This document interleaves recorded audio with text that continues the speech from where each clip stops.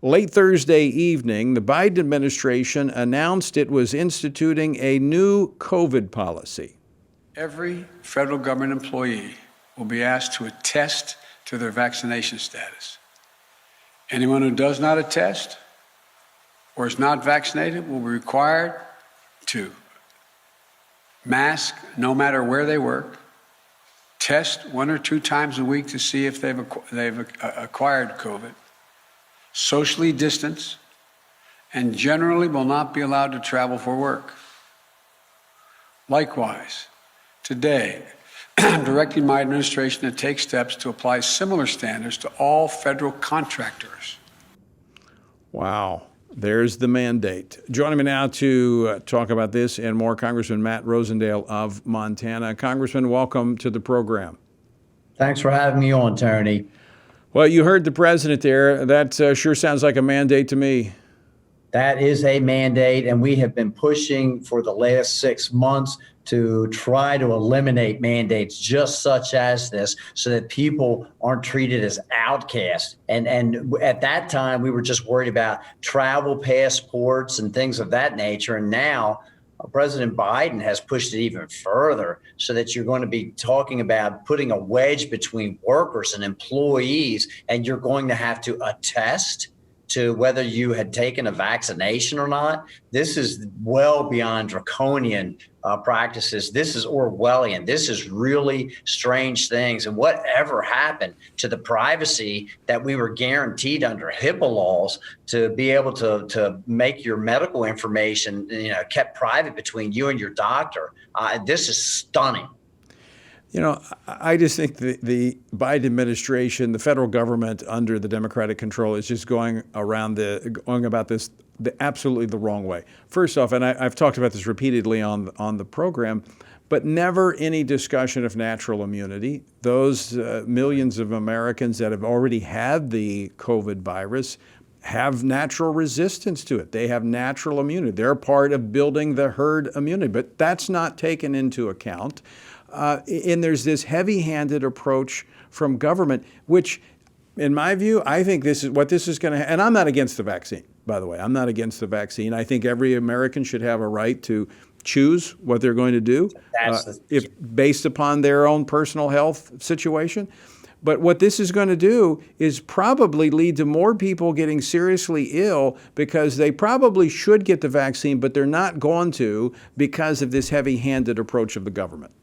Yeah, this is the wrong way to do this. The mandate of a vaccine is not the way to go. The mandates that Speaker Pelosi is forcing upon the House of Representatives to make sure that everyone is wearing a mask is not the way to go. The CDC has flipped their opinion now once again to mandate masks in indoor areas, as opposed to just within a week ago that they were saying that you didn't have to have masks on. And you're getting so much differing information from so-called experts. It's confusing the general public, and there's no misunderstanding why they wouldn't be reluctant to take a vaccine. Like you, I think that people should discuss this with their doctors, and if their doctor recommends that they should be vaccinated, that they should certainly feel comfortable about going and getting a vaccination.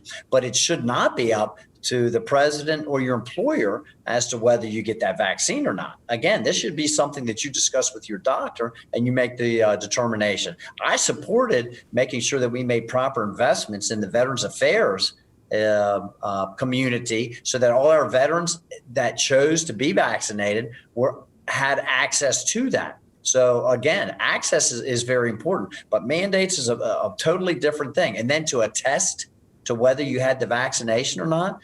I mean, are we going to start wearing symbols on our jacket to whether we're vaccinated or not, so that people, what we have and have not done? This is unacceptable to me, and I think it's going to be unacceptable to most Americans. Well, certainly to my listeners, because I've asked this week we had a poll question asking our listeners: should this be mandated, or should people have the right to make this decision themselves? 100% of those that participated in our poll said It should be up to the individual to make that choice, and that's where I stand. Again, not against the vaccine. If they really were smart about this, I think what they would say is you can't have the vaccine. You're not going to be able to get it, and then maybe more people would actually want it. But it's the fact that we don't trust government because of what you said earlier. They keep changing. One day it's this, the next day it's this, and then you have the heavy-handed approach where even Nancy Pelosi, this was announced yesterday, she's going to have people arrested in the Capitol who are not wearing a mask. Tony, it is terrible. So visitors and staff that come into the Capitol, that come into these office buildings, to visit me, if they are not wearing a mask, can be arrested and placed in jail with a $1,000 fine and 6-month detention in jail.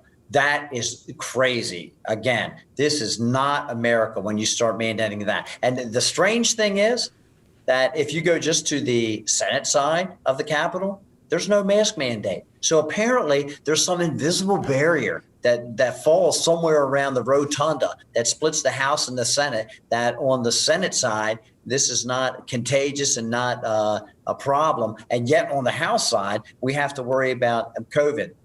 It's a really big problem. And again, most of this boils down to just control of people's lives and those who want to try and take control over our lives. And so we had a session yesterday where we went over to the Senate, and there was about 40 House members that proceeded over there, and we sat on the Senate floor and in the Senate gallery without masks as Senator Mike Lee and Senator Marsha Blackburn and Senator Ted Cruz all gave speeches supporting the people from the House that had come over there and talking against this crazy mask mandate that Nancy Pelosi has imposed upon us.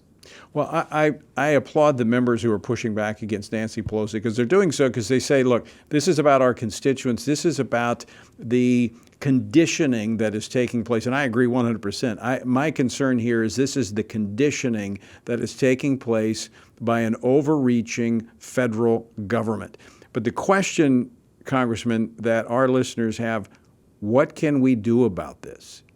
We all need to have our voices heard. You said at the very beginning, the only way this government works is if you're a participant. You cannot be a spectator. And that is so true. Everyone needs to stand up and speak to their local officials, their county officials, their state officials, and their federal officials and say, we are not going to accept these mandates, and we are not going to accept the passports and the mandates for masks or the mandates for vaccinations. These are things that people need to have information about.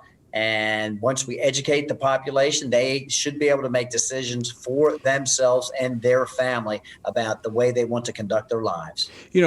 If all things being equal, we could have those conversations and present the facts to people. But I was talking yesterday with Senator Ron Johnson about this. They're the big tech in collusion with big government, and they're silencing this discussion that should be taking place so that the facts can be put out there and people can make an educated, informed decision. They're trying to scare the people to death because when you scare people, you can easily lead them. And that's why, I'm so grateful for the platforms that we're on here with Washington Watch. People can hear us. And now Facebook and some of the others are giving threats. YouTube have taken us down when we've had these conversations. But these stations that carry us, we can have the conversation. This is critical to Americans being able to make informed decisions. It is. The big tech companies have really, as far as I'm concerned, become the propaganda arm for the left. And so they're silencing any kind of opposition whatsoever. That's what Nancy Pelosi is trying to do. Any opposition, anyone who decides that they do not want to wear a mask, let's put them in jail. That sounds very scary to most people, and it should. And this is why we have to speak out against this. I will tell you, that's why you continue to hear conversations about antitrust violations with big tech, effect because they are controlling so much of the conversation that people are trying to have. They're supposed to be platforms. They're only supposed to provide the arena, if you will, for information to be shared back and forth. And when they step in and start censoring and making decisions about what can and cannot be placed on those platforms, they no longer are platforms. They are publishers, and they shouldn't be granted the protections and immunity that Section 230 provides for them. And so between the antitrust laws and the Section 230 laws, we need to hold these big tech companies accountable. Could not agree more. And this is going to come down to an election because as long as we have the current regime in place, we're going to continue to get this type of authoritarian, overreaching arm of government. And this is why people need to be involved. Congressman Matt Rosendale, thanks so much for joining us today. And thank you for using your voice to speak out for the American people. It is always good to join you, Tony. Thank you so much for giving me an opportunity to speak with your listeners. Absolutely.